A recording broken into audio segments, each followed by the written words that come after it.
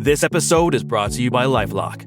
It's tax season, and we're all a bit tired of numbers. But here's one you need to hear. $16.5 billion. That's how much the IRS flagged for possible identity fraud last year. Now here's a good number. 100 million. That's how many data points LifeLock monitors every second. If your identity is stolen, they'll fix it. Guaranteed. Save up to 40% your first year at LifeLock.com/podcast. Terms apply.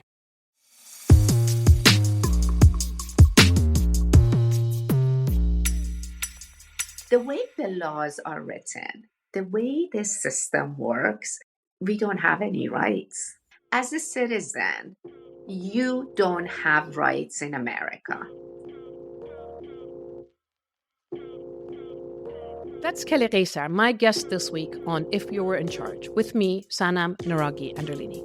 Welcome, everyone. The show is brought to you by the Robert Bosch Academy and my organization, ICAN, where for 20 years we've been working with women peacebuilders on stopping wars and violence around the world.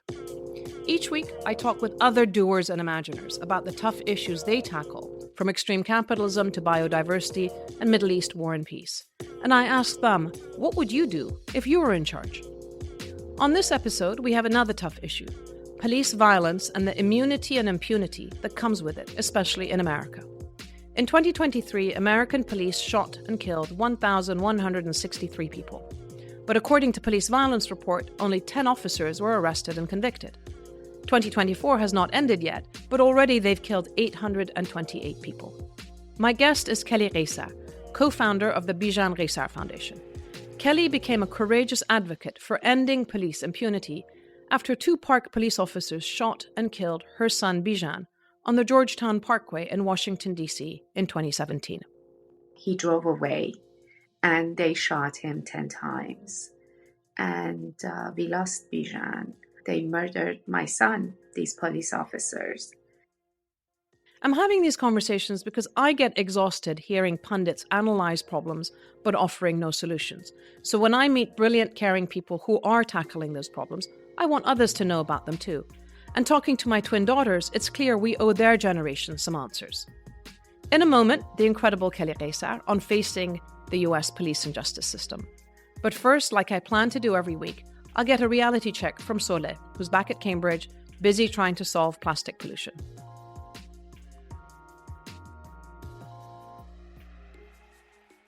So, good morning. How are you doing this morning? Good, in Cambridge. Yeah. How are your bacteria doing with at the lab? Alive, give or take. No pink ones, no green ones, huh? Nope, just yellow. We'll say hi to them. Listen, today's podcast is about police reform. Growing up in DC, what were the kinds of things that you guys experienced? And again, from a generational standpoint, when you think about police, what are the issues that you think about? And what do you think it would be interesting to hear about from Kelly? Because I think in the US, you're taught to be scared of the police. That the police are not your friends.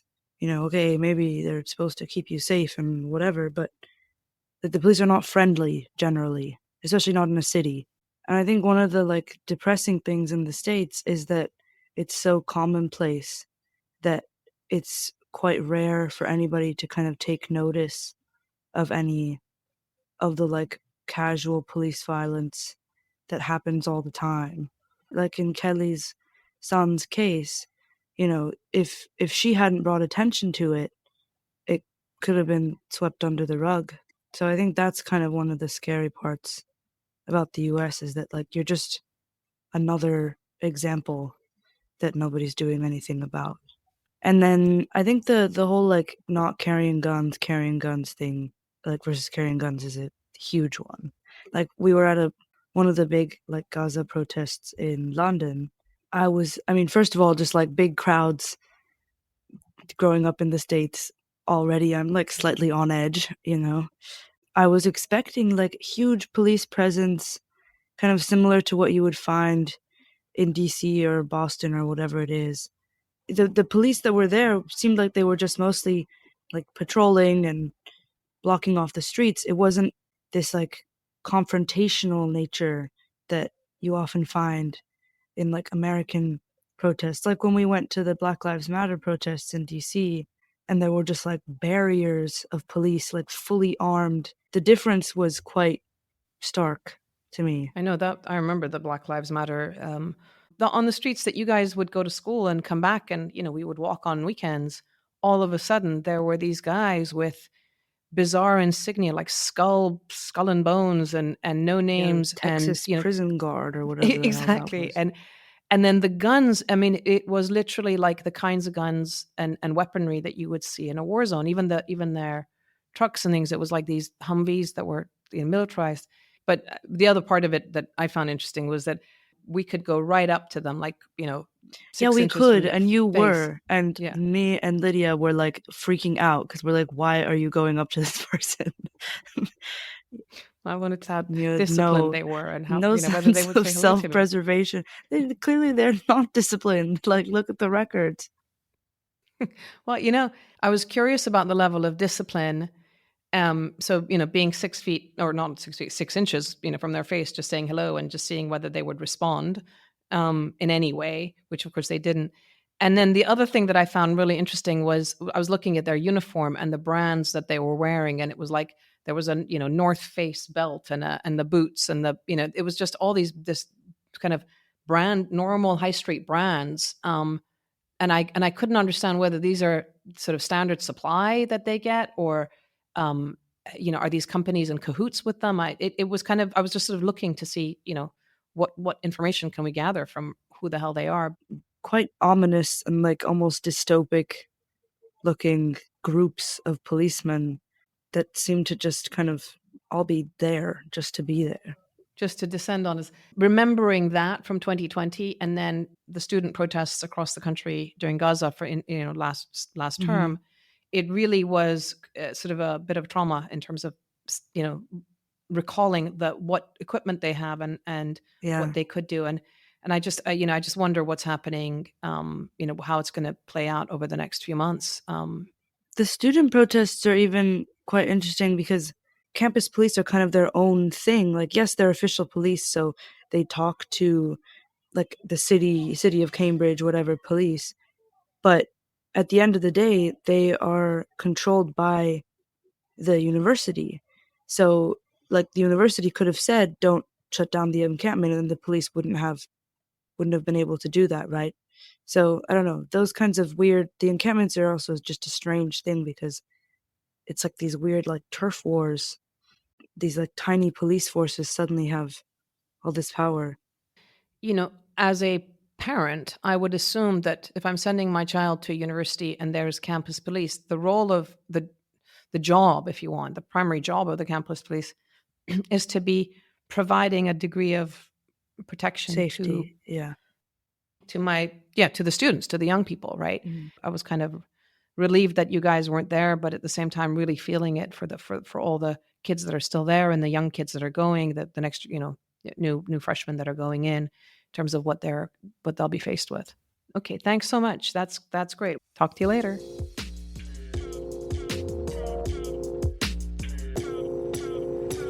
Kelly John, welcome to the show.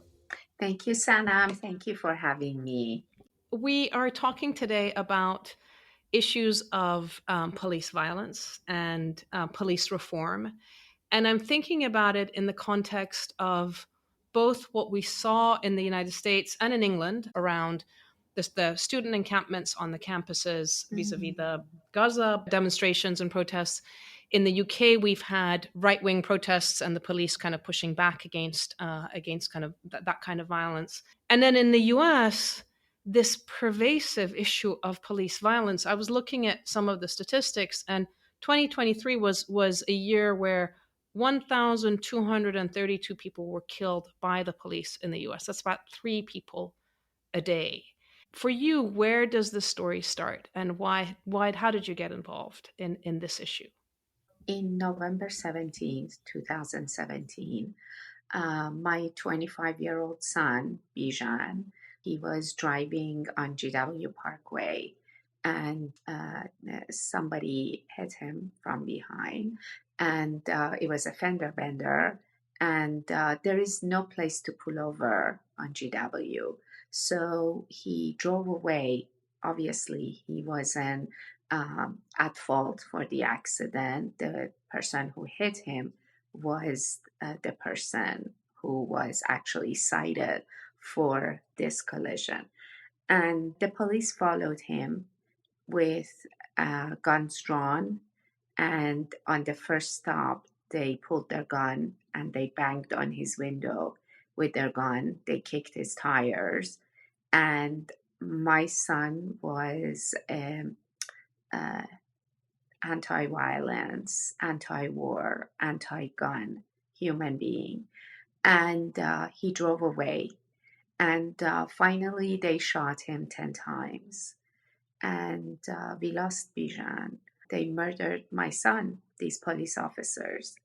Everything they did from the beginning was against their policies. They just wanted to stop him because he drove away when they pointed at him with their guns. Anyways, this was 2017. This November will be 7 years. We have held many, many, many demonstrations fighting the police reform and asking for justice for Bijan, which justice to us was for these officers to be indicted and finally put in jail, which we weren't able to do that because a federal judge dismissed the criminal case on the basis of qualified immunity for police officers. What was your life? What were you doing before this incident took you down this path and this tragedy? What was your life about? Like, uh-huh. Well, Bijan was 25. He was my youngest, and I had 28-year-old daughter who just had got married. So we had the best experience of our lives just few months before this happened to Bijan. We happen to live right outside Washington, D.C. We love where we live. And we have amazing life, amazing children, both graduated college. My husband had his own CPA firm. I am an interior designer. Pretty much all of our hard work, carpooling, taking them to sports events and prom and moving around during college and all that was done. Our kids were settled, we were happy, and life was good. Life was very good, Sanam. And then life was not good after. It's never been good after. And when you think about the last 7 years, I mean, as an interior designer and, as you say, as a husband who was a CPA and these everything being perfect, did you have any idea of what this other side of the world was like? It's almost like this portal opens and you're suddenly in it, seeing the world from a different lens or perspective. Is that how it feels for you sometimes? Absolutely. I mean, I always say we were in our own bubble. I mean, we knew about these things, but we just never assumed, imagined, expected to be affected by this injustice, which is police brutality, and then the injustice that you get by not having the accountability. These two officers that shot Bijan, they both had many complaints against them, and they were never disciplined. Just let's go back to what you asked me. Yeah, we had no idea of this world and what this meant. But now this is my world. And this is my fight.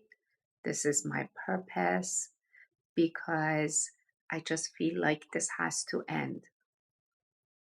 The fact that police officers in America feel like they can get away killing 25-year-old accountant for a crime he didn't commit and get away with it. And actually, these officers have been on paid leave for almost 7 years. They're getting paid. And They're they're on sitting leave. at home. Yeah. And is there ever going to be a chance of getting them into court and into jail?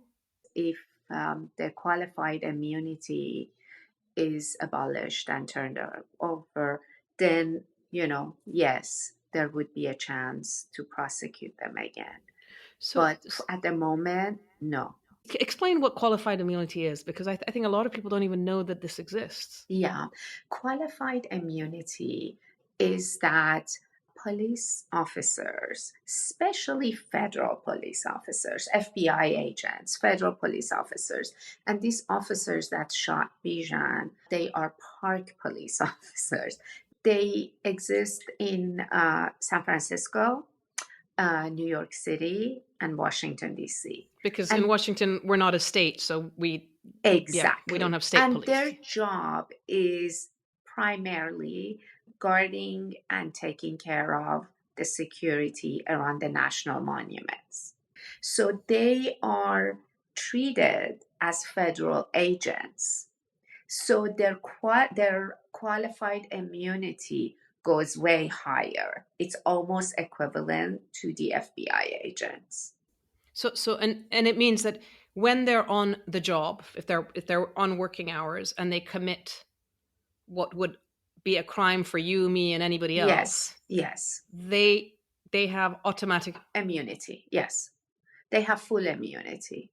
Although you can indict them, but because they are federal police officers, they are federal employees, their case goes to a federal court, which is resided by a federal judge.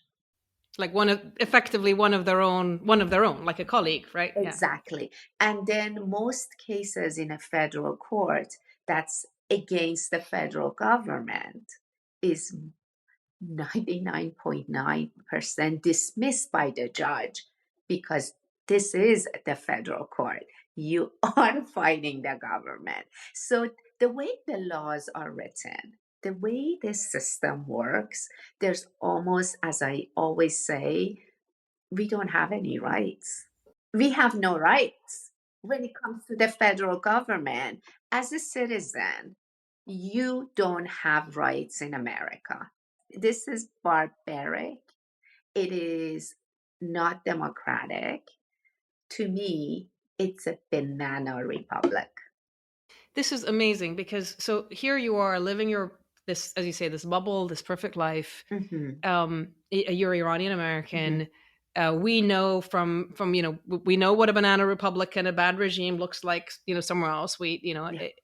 And you think that in America there is the rule of law. Yes.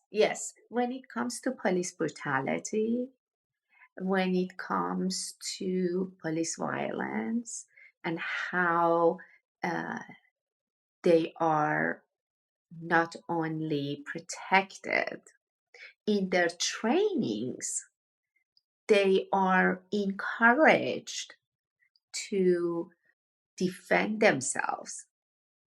What are you defending yourself from? Mm-hmm. We are not at a war with our citizens. I mean, these are traffic incidents. I really have a problem with calling our police officers in America law enforcement. Mm-hmm. If you don't know the law, how can you enforce the law?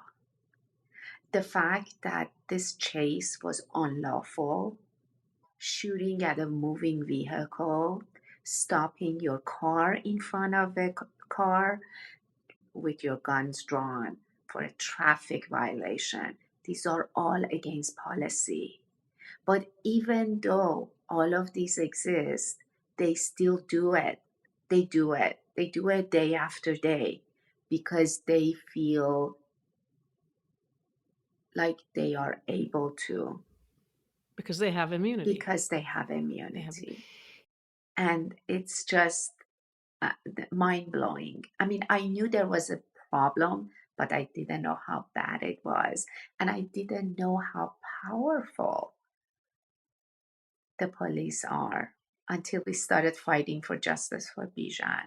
I mean, they can literally get away with everything. So did you, sometimes I think that living in America is, it's like a snow globe, but the ceiling is really high. So most of us don't feel the edges of where the limits of democracy are, the democracy that they claim. For you, you hit that glass ceiling, right? Mhm. Have you been, has the experience been that the system worked with you and responded to you, or has it been that you felt harassed or gaslighted? Like what were the sort of various stages of experience that you've had dealing with trying to find out what happened that night? Yeah, the system did not work for us from the very beginning after Bijan was shot. Very high level officers from the park police were called in to the scene. They put these two officers in a car together, which is against any policy or law to put two people who have committed shooting, crime, whatever, Yeah. in the same car. They wrote an email to the hospital where they took Bijan, telling the hospital faculty that we could not visit or touch him. And during our civil case, during the depositions, this officer was deposed, and our lawyers asked him about it. Why would you do that? What was that? Was this policy? Well, he said, I don't know. I just felt like it. He was like, yeah, we just didn't want anyone. You know why, Sanam? Because we were Iranian American. They thought we are going to go and make a scene. They profiled Bijan because his license plate was Bijan. These two well-known racist officers, they loved to harass and chase this guy. They had a history of racism. They had a history Yes, of absolutely. Absolutely. This was a case of racism from the beginning till now. And then they would not disclose the names of the officers until a year and a half later, which through our civil case, judge ruled that they had to, Department of Interior and the Park Police had to disclose these officers' name because, as he put it, my court does not recognize John Doe's. Oh, I We see. need names. That's how we had their names. A year and a half later, they killed our son. They insulted and pained my family by putting these restrictions on seeing. Obviously, we made such a big deal, and the lawyers, the hospital lawyers, had to get involved and fight this and let us visit with Bijan. And this whole thing was unnecessary. This human being was in a coma. And I just hate saying these things. He was totally brain dead. And for them to make this, I mean, it's like, talk about cruelty, talk about abusing power, and talk about getting away with all these things. And yeah, no, they were not. They were not cooperative. They did everything. Till this day, they are not disclosing the findings from FBI. Washington Post just sued the government for FOIA for Bijan's case. They said they are going to give them the documents little by little until year 2029. And the first batch that they were given is all, I mean, it's like there's nothing to read. There's nothing. So what are they hiding? And why are they allowed? How are they allowed? There's no accountability. There's no oversight. It's so shocking, right? Because again, we Yeah, wouldn't have known, you wouldn't have known this, we wouldn't have known this if you hadn't had this horrible experience. So yeah. you were able to set up the Bijan Ghaisar Foundation. What does the foundation do? What are you doing specifically on a day-to-day basis? How have you got engaged in this fight against police immunity and impunity? Yeah, well, after this happened to Bijan, the Department of Justice was investigating this case with the FBI, and they did not give us any time of how long this is going to take. We didn't know what is happening, what happened, what is going on. So the only way we could get any kind of information was to sue the government through a civil case. That was the only, and we got a lot of information through that, like the deposition that I was talking to you about. Oh my God, many, many depositions through the civil case. So our first goal for suing the government was to get any kind of information that they wouldn't let us have. When we sued the government, at the same time, we started Bijan Ghaisar Foundation. And we made it public and we held a press conference saying, if the civil case comes down to anything and any finding comes out of the civil case, whatever monetary funds would go to the foundation. We wanted everyone and ourselves and the government to know that we're not suing the government because we want to get money because of what happened to our son. It was just a way of accountability, and the funds would go to this foundation that we would be helping anti-gun organizations and also police brutality victims. And we work with these different organizations that we kind of piggyback on them, that we're supporting them monetarily. Has it changed your sort of social environment and the people that you engage with? How is that? How has that Oh happened? my God. Oh my God. I mean, I feel like I always say, uh, Bijan has brought angels in my path. It's like every day. And I meet people that I wish that this wasn't the cause or the reason why I do what I do, and I meet the people that I do. But the amount of substance, humanity, courage, and the people that I meet and what they do. And yeah, I meet a lot of amazing people, politicians that have fought our fight. It means the world to me. And it means the world to me when I really see that there is hope, that there are politicians that do care. Also, as far as activists, Mothers Against Police Brutality, they blow my mind with the work that they do. They are based in Texas, Dallas, Texas.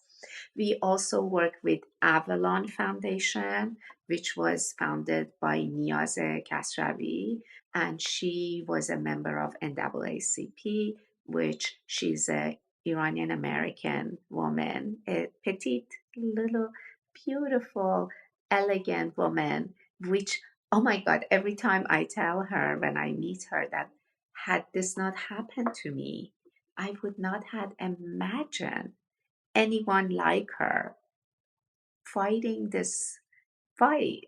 I was talking to my daughter Sola the other day, and she grew up in the Washington D.C. area, and she said, the police is not. When you see a policeman, you don't think of them as someone who's going to give you protection. You don't think it doesn't make you feel safe, right? And then I think about our own childhood, and somewhere in the back of my mind is this thing that, if you get Yeah, lost, you go to the police. You police. approach a Yeah, policeman, right? yeah. It's such a disparity, right, in terms of how we perceive and understand the police as a member of the society, as a, are they serving us or are they not? As you say, are they, what are they enforcing, and for whom are they enforcing it? It's such a disconnect between what we imagine that they should be and what they are. And I'm just wondering for you right now, when we're watching the student protests and the police entering campuses, how did that make you feel? I mean, what was your reaction to that, to seeing that kind of violence against peaceful protesters, largely speaking? It breaks my heart. It makes me angry. I just feel like uh, I feel like the biggest asset that we have as American is our free speech. And the fact that they are taking away these students' rights for free speech. And as we know, not only in America, all over the world, young people express their frustration towards the system by demonstrations. And the fact that the faculty and students are thrown on the ground, stepped on, and handcuffed because they are protesting against a war. I'm so sad. I'm just so sad about it. Yeah. To me, one of the things as I was watching it and worrying about what's going to happen next is that it also felt that it was almost as if displaced trauma from 9/11. So, Yeah. What the police, especially in New York, encountered after 9/11, 4 years ago, they're now sort of taking at that their trauma against that this generation of kids, and many of them, of course, were Palestinian American, Arab American, and others, including, of course, Jewish American kids, but who weren't even born in 9/11 and are protesting. But it's as if the trauma is just being carried, and the kids are being punished for no reason whatsoever. It's hard to watch. The foundation, as you said, is supporting other organizations, and you're doing advocacy. The big question that I ask everyone is, if you were in charge, so if you could change things to make sure that police violence is mitigated and disappears as much as possible. My lifelong goal until I'm living is to abolish qualified immunity in US. I feel like this law has to go away, has to stop. If you were a billionaire, if you were one of the people out there in America who have more money than they know what to do with, how would you engage on these issues? What would you do? I would definitely support politicians, lawmakers that run for office that are anti-police violence and anti-gun violence. Right. So you would come up against the National Rifle Association, the NRA. Exactly. If we were in a country with so many guns in the hands of our people, then maybe our police officers wouldn't need to carry guns. Like it is the Wild Wild West. There's so much guns. And President Biden's administration, one of the things that they did from the beginning was they pretty much evacuated the NRA office in the White House. They had an office at the White House. Wow. And they have replaced it with an office of gun violence prevention. And I feel like these are little things that he has done that not too many people know about it. And I'm very grateful for this. That's really interesting. I mean, again, when you think about it from the context outside the U.S., the idea that a gun lobby would have an office in the presidency of the United States is kind of strange. Yes. But yeah, absolutely. Yeah. And then Kelly John, one last question. When you look at this universe and the last 7 years and what lays ahead, what gives you hope? Young people. Young people. I'm hoping that they have the wisdom, the knowledge, and the courage to change the things that need to be changed. Well, thank you so much. Yeah. Sanam.